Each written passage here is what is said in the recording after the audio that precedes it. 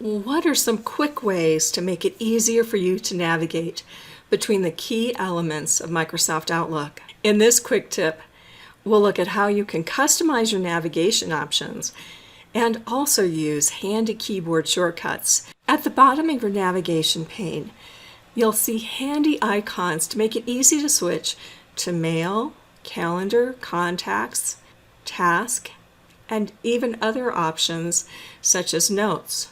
To make it easier, you may want to switch those from icons or pictures to the related words.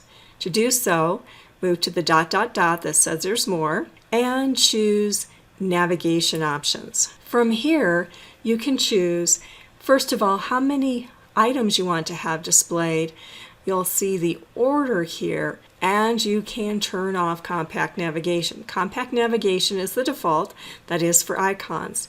If you prefer to see the words, select this. Now, the maximum number of visible items depends upon the width of that navigation pane, and so you may not see all 5, for instance, if it's not wide enough. Let's see what happens. With compact navigation turned off, now I see each of those options more clearly explained. And this might be your preference. Once you make the change, it sticks with Outlook. Another quick way for us to navigate is with keyboard shortcuts. For instance, to move to Calendar, that would be Control-2. People or Contacts, Control-3. Task, Control-4. And Notes, Control-5. To return back to the inbox, Control-1.